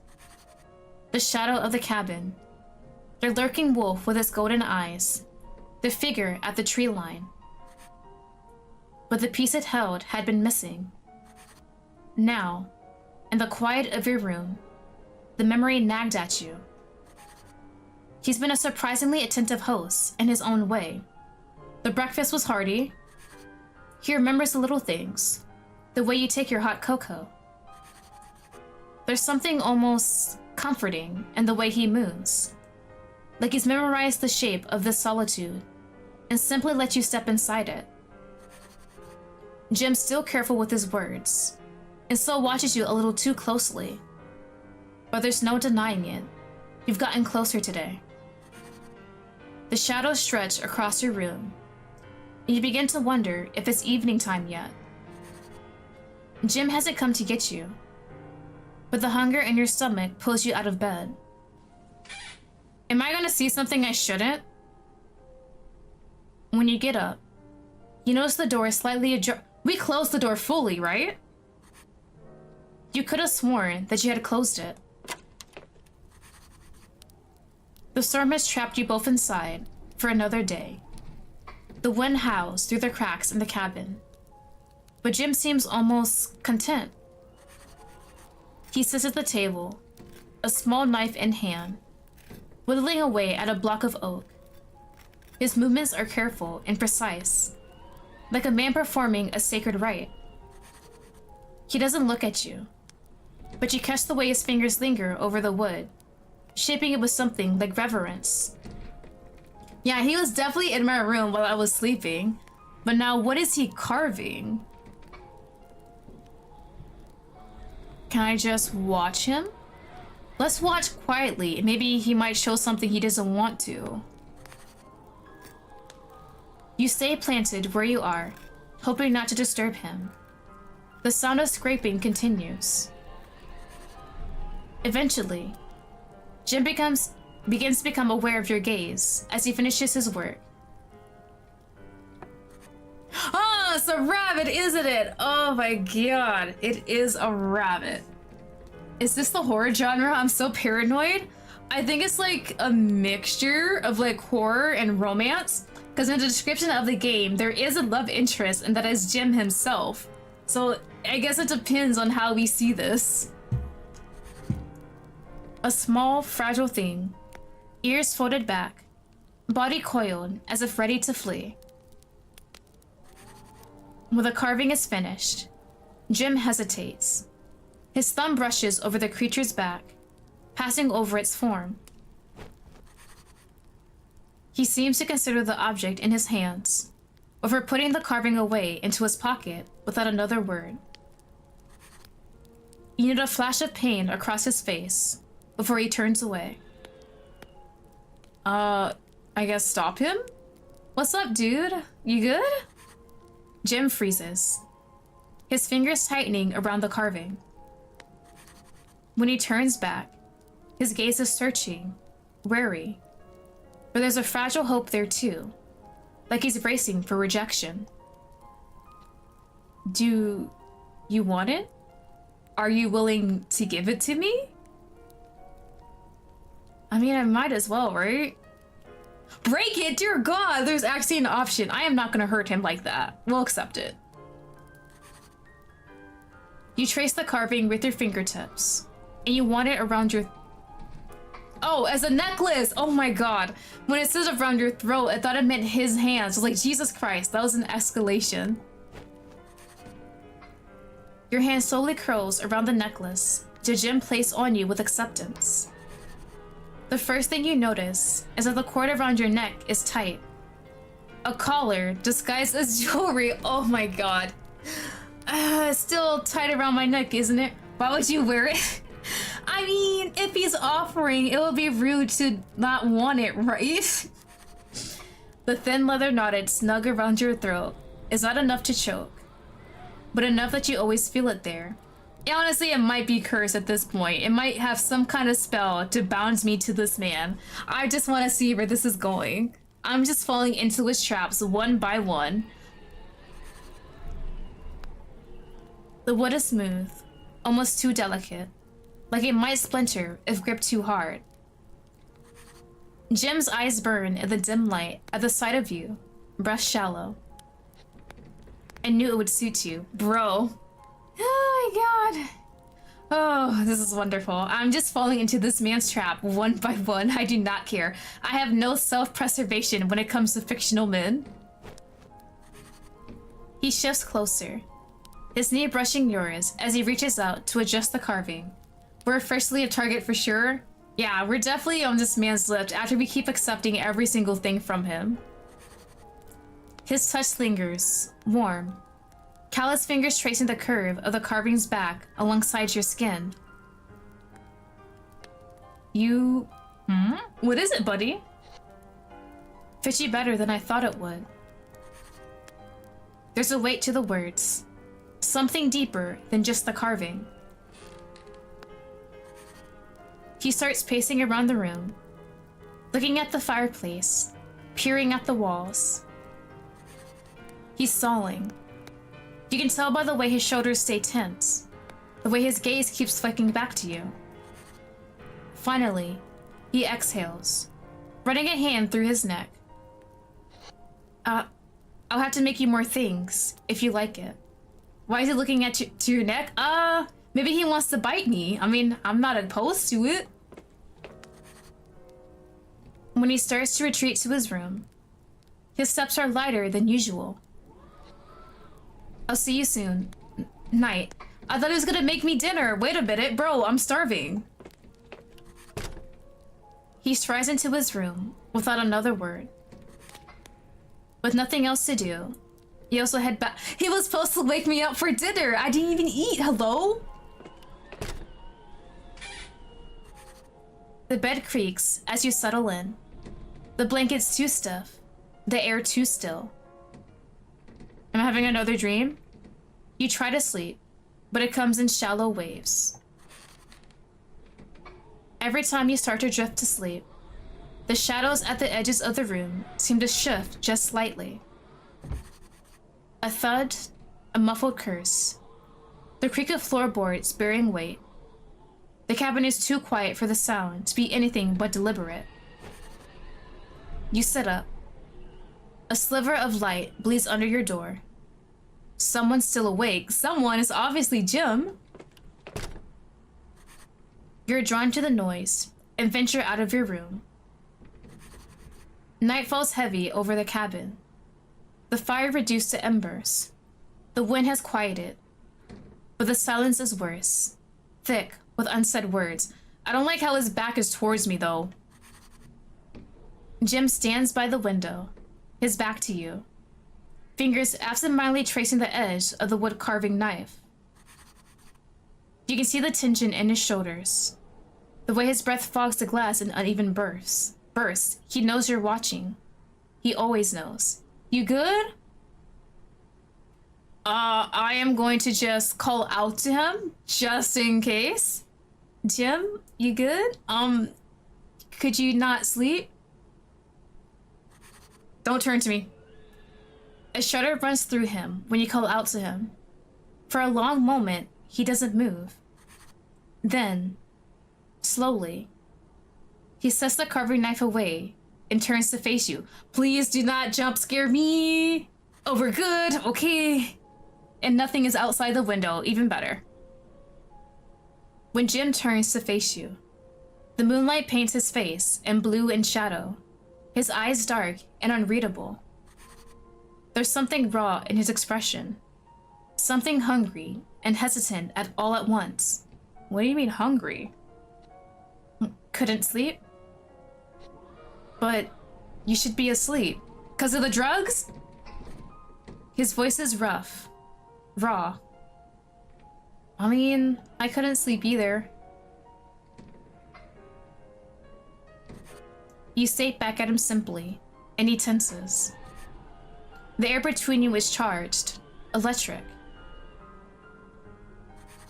He swallows hard, his gaze flickering to your lips, then away. Like he's afraid of what he might do if he looks too long. Bro is trying to hold himself back from having a makeout session with me. Wait, I can just say kiss me? Can I just do that? That's fine, right? Will he do it? Does he have the balls to actually kiss me? A look of frustration flashes across his face. Do you not want to? Did I read this wrong? But Jim breaks at your command and closes the distance. Oh shit, let's go! In one swift motion, his lips are on yours, his hand gripping your hips hard enough to bruise. The kiss is fierce, all teeth and desperation. He nips at your lower lip, his breath hot against your skin. Is it gonna be awkward the next morning? Is he gonna be awkward like, hey, I know we kissed? When you gasp, he groans, pressing closer, like he wants to melt into you.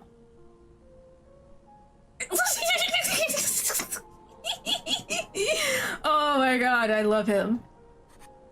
It's not a request, it's a claim. He doesn't let go. His forehead pressed to yours as he struggles to steady his breathing. Come on. What are you gonna say? See it? He struggles to say something, but swallows it instead. Jim suddenly pulls away from you, like he's been touched by fire. Bro, what do you mean? You just kissed me like that and you're walking away? He's leaving the cabin? He begins grabbing his heavy winter clothes and heads for the door. You reach out to him, but he gives you a dangerous look. Don't follow me. Bro, stop it! There's no way you're doing this to me. He leaves the cabin, the door slamming behind him. The door clicks shut behind him, and there's a beat of silence. Then, the unmistakable click of a lock engaging. He locks you in here, y'all. We can't go out the door. Look out the window? Through the window, you see Jim's retreating figure. His shoulders hunch against the wind and snow. It looks like he's holding something. He doesn't look back. Can I actually follow him? Wait a minute. It's a double-sided deadbolt. Jim has locked you in the cabin for the night. He says not to follow him, but I can follow him, right? He got them wolf jeans? Maybe. Like, there's a reason he left. They said he was holding something. I can't open the door, can I? You reach for the door before you realize it. The handle is cold under your palm, the metal biting into your skin as you twist it. I want to see what he's doing, but it's snowing like crazy outside, and I could get lost and die, so... It doesn't budge. Well, I can't even get out either way, so... You rattle it harder, throwing your weight against the door.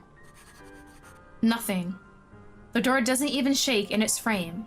It's solid, stubborn, like the trees outside that have spent decades digging their roots deep into the earth. I have no choice but to go back to bed. You hear a distant axe hitting wood outside, over and over and over. The night stretches on, and Jim's touch lingers like a brand. And Jim seems to have no intention of returning. Okay. I feel like he decided to walk out because he might have done something more drastic than just kissing. With nothing else to do, you head back to your room. Nothing's gonna peep in these windows, right? These makes me so paranoid. You lay back down in your bed, filled with the thoughts of Jim, but your eyes grow heavy with sleep. The storm murmurs against the windows, a lullaby of wind and creaking wood. You drift into sleep, and the dream comes like a whisper. Ooh, okay, another one? You stand in a cathedral of snow-laden trees, their branches clawing at a sky as deep as oblivion. The air smells of frost and something older. Moss, blood, burnt sugar. The carving around your neck tightens and drives you forward. Before you is a path of white flowers, like piles of snow. Their silver veins pulse in time with your heartbeat. One brushes your ankle familiar, possessive. You don't recall their name, yet your tongue forms the shape of it anyway. Moon petals. Is that what they're called? How do you know? There are wolf tracks, deep, deliberate. They lead you forward without a choice. The trees seemingly curving into you, pulling you in. Are these shaped too many joints? Something moves in the dark. Not a wolf, not a man. It's shaped with too many joints. Its shadow stretching farther than a light should allow. What was that? 1, 2, 3, 4, 5? Oh, and there's those eyes. And those eyes. They glow impossibly bright, drinking up the shadows. A voice hums. Jim's voice? No, deeper. It curls through the trees and fragments. What do you have, Rabbit? Your palm grows heavy. You unclench your fist to reveal. It's a moon petal, now fully bloomed. Its center is a perfect black pupil. Its mouth doesn't move. The words bloom from behind your ribs.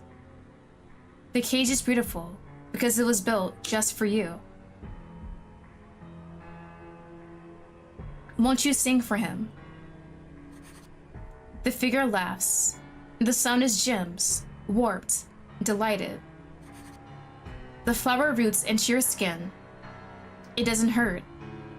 That's worse. Stay a little longer. I've been starved for you for so long. Oh, and that's it. Oh no, I want more. It was getting interesting. I have too many questions. And that's the end of the game so far, y'all. Let me check the itch.io. Hold on. Let me see when this was last updated, because I need more, please. This is last updated May of last year. And we still don't know if he's a werewolf. Yeah, we do not know at all. And I'm just like, it's a possibility. There's a lot of things going on in the dream, and I wasn't sure if it's like real or premonition. It definitely feels real for this guy. Yeah, Pinkish Delight, that's all we have. I'm like 90% sure he's a werewolf, or at least not human. I'm not sure what for real though. He's very... I'm not sure how to do it. I'm not sure how to word this. So good. It is good, honestly. There's a lot of things I have questions about. Like when we first got the little flower bookmark and kept it, he was like, I knew you'd get it. And then we're like, oh yeah, it feels familiar. I don't know if it's like a reincarnation thing or like a werewolf fated mates type thing. Oh, he does have the red eyes here too. I didn't even notice that. There's a lot of... This game gives you so many different things. It's like, yeah, I think I can kind of figure out, and you're trying to connect all the dots, but it's actually really hard. And I'm like, Jesus Christ, I want to get everything right, but I don't know how to connect everything. There's a lot of answers. Not a lot of answers, there's a lot of questions. So he could be, he's definitely not human. I know that for sure. Like, I'm really, really sure about that part. Not human. Is he the reason for our nightmares? Maybe, question mark? Maybe something about him being like a whole werewolf is a reason for our nightmares, but I don't think he's causing them. There's a lot of things about this cabin too that are very sus. That cellar, we definitely have to go to the cellar and figure out what's inside it.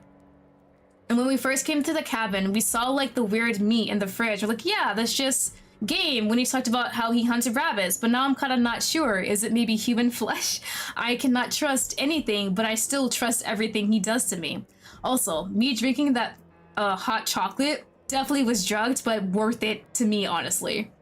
He's definitely holding himself back too. After that kiss, he had to walk away into the forest, and we said it doesn't look like he was gonna come back into the morning.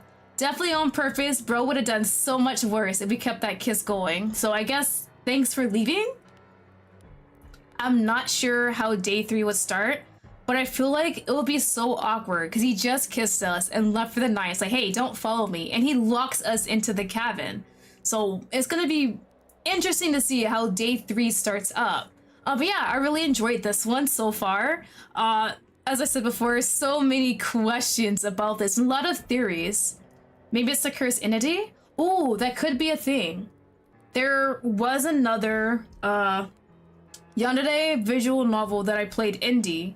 And it was like, you go off into the country and stay at this little like inn for like a weekend for the festival. And I think you do have dreams about like the god / cursed entity in that place, even though the guy wasn't responsible for it. So maybe it's another situation like that.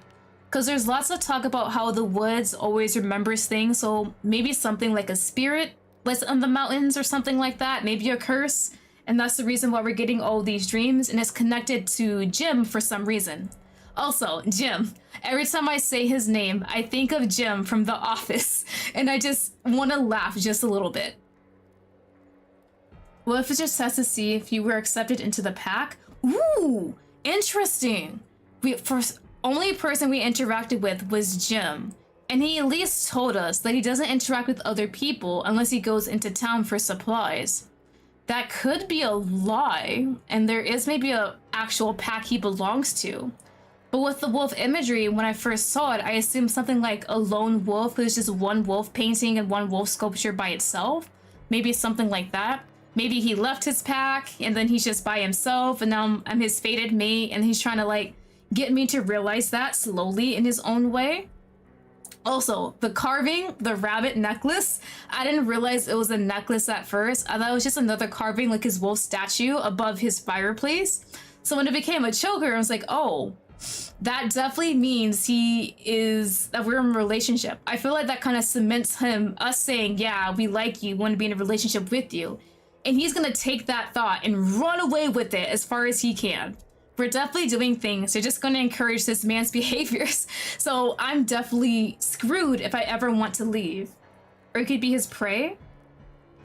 There is that. The prey one though, I don't know. I feel like more relationship-wise, I feel like it depends on how I interact with all the choices. Like when we had the rabbit sculpture little necklace, there wasn't an option to break it.